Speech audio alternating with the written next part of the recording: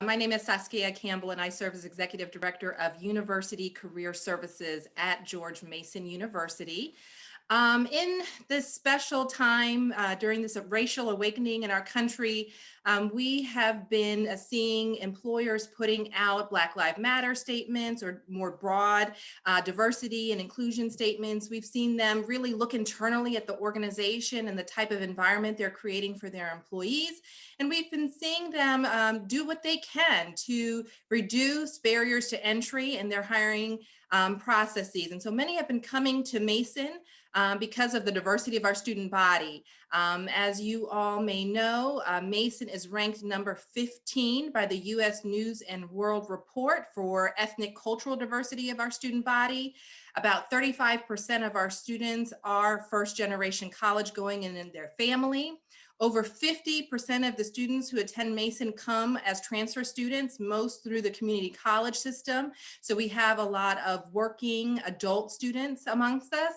And so we are diverse in lots of different ways, and we can definitely help employers connect immediately with our current students. But for those who really want to go deep, who want to address systemic inequities, who want to make lasting change, we are also encouraging them to think about their long-term strategy, reaching back into the K through 12 talent pipeline. And so super thrilled to have Khaseem Davis, Director of the Early Identification Program, here with us to share a little bit more about how employers can get connected and involved if they want to really build out a long-term strategy to meet their hiring needs, not just of today, but of the future as well. And so Khaseem, thanks again for being here. And I would love to turn it over to you to tell us a little bit more about the mission of the Early Identification Program here at Mason.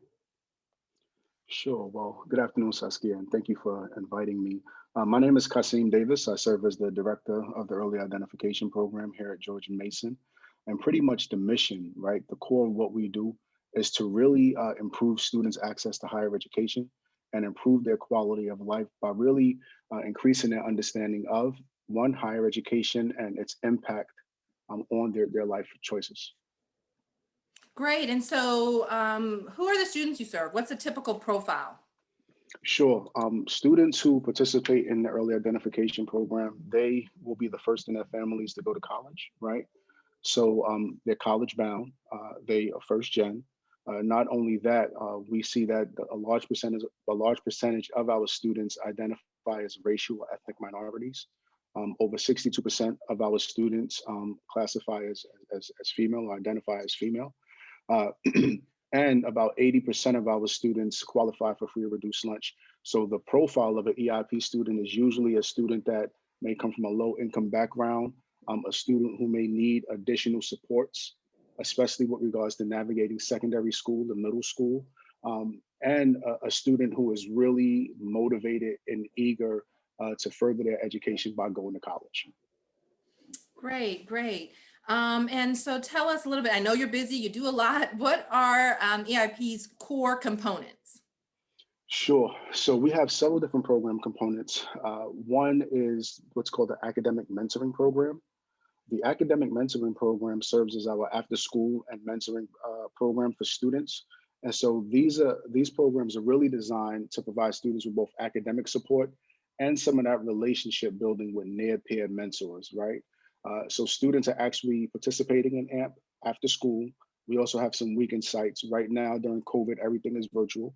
So everything, of course, is taking place online.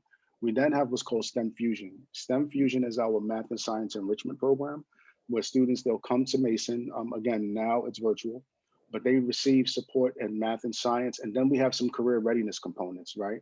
So those career readiness components consist of introduction to cybersecurity, introduction to health sciences, computer programming, game design, um, and foundations of engineering. And that's really designed to give students one hands-on experience and also increase their awareness and understanding of the academic pathways they would need to pursue should they want to pursue a career in one of those fields, but also kind of give them an idea of what a professional in those areas look like.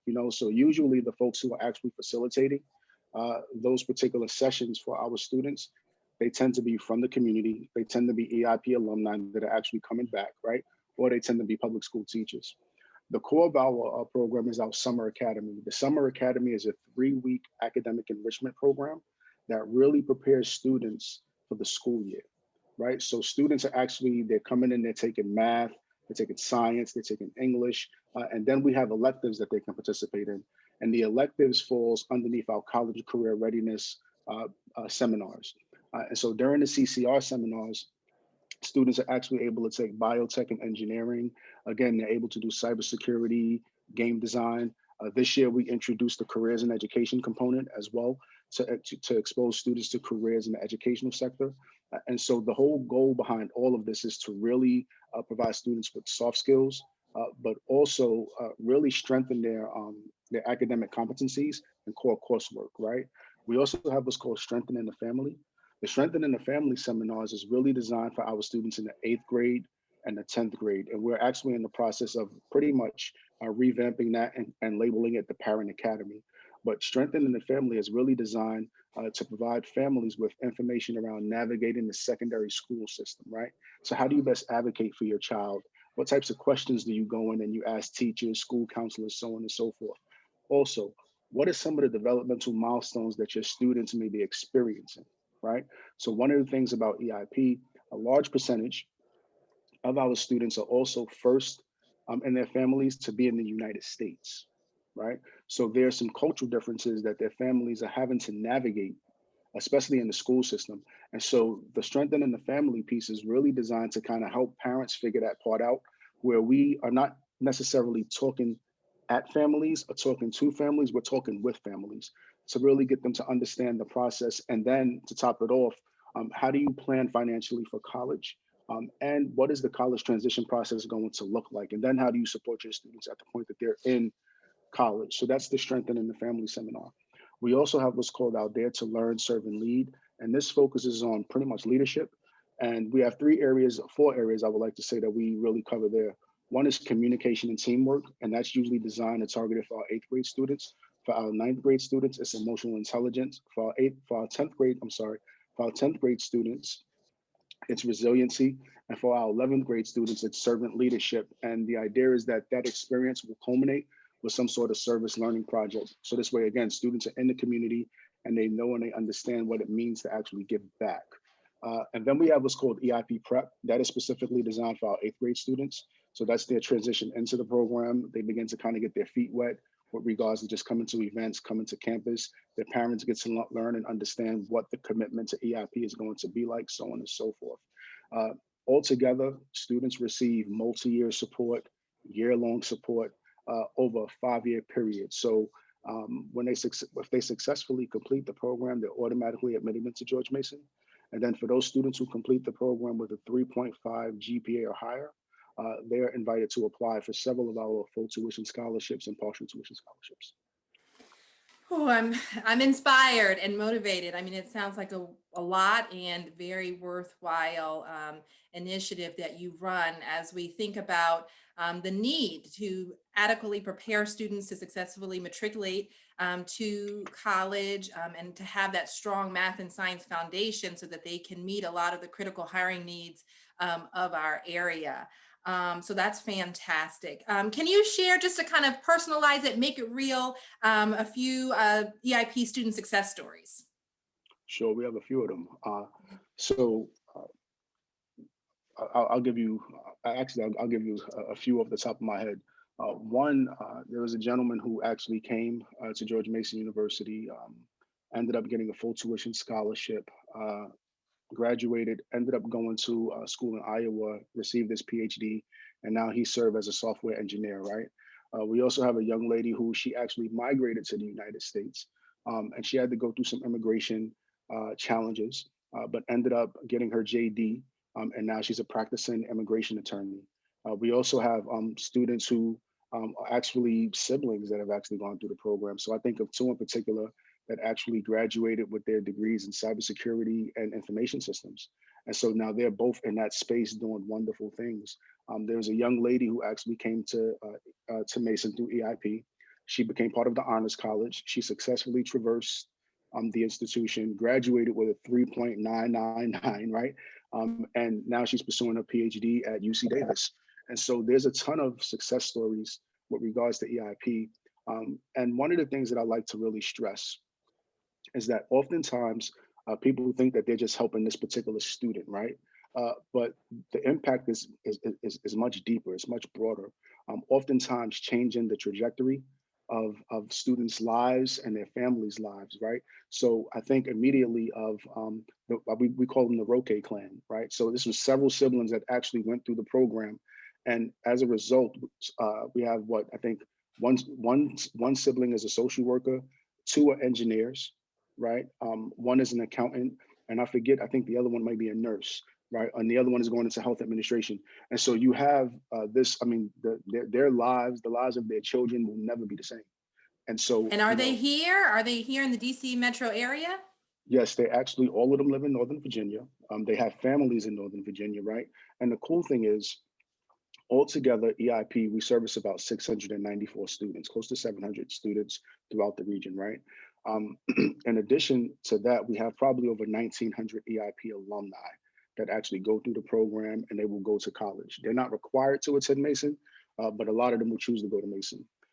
Out of that 1,900 or so, right, 70% of those students will elect to come back into the region. So now what we have is this, really like this long-term investment piece that's happening, where you have students that are actually coming through the pipeline in middle school, they're going through high school, they're going through college, then they're coming back and they're assuming these positions throughout the region. I'll give you a really good example of what I mean by like broader impact. So let's take, for example, a young lady that I told you about who's an immigration attorney, right? Not only did she get her JD, and not only is she practicing law, but she's also in the community. She's a community activist. So she started nonprofits. She's helping to advocate for students and advocate for other people who was in her situation as well. And so when you talk about impact, our students are also in the community and they're making meaningful change. That's awesome.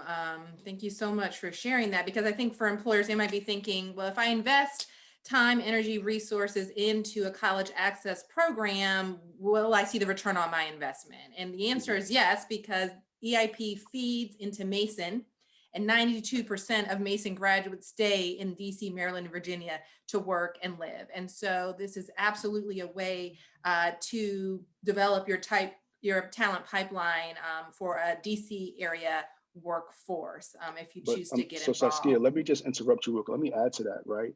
One of the beautiful things, and this is why I really encourage people to really look at and to really think seriously about investing in programs like EIP, is that EIP is comprised of emerging majorities. So what do I mean by emerging majorities?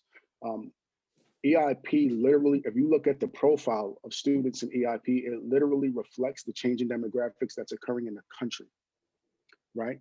So what you're actually doing is you're investing in the future of your company, because most likely these are going to be the people who are going to come through. These students, they're going to be the professionals that you're going to want to train, that you're going to want to engage with, because they're going to be leading your organizations and probably within the next 15 to 20 years. And so companies really have to think strategically and they have to think long term, especially with regards to, I would say, remaining relevant and making sure that they have a highly trained workforce that will really be able to further their mission. Well, that's a strong closing, Khaseem. We'll kind of end it there. And so I just want to flash up on the screen in a moment ways that you can stay connected to Khaseem and the early identification program here at Mason, where you can contact him to volunteer. Is that the best thing for people to do, is to contact you directly if they want to volunteer in any one of your core components, or to give? What should people do? So I prefer that they contact me directly. I usually like to have folks start out by just familiarizing themselves with the program, coming in and volunteering. But then if people would like to give, we also welcome that as well. So they can either give financially or they can give of their time and come in and help us out and go from there. Great. Thank you so much, and have a great rest of the day.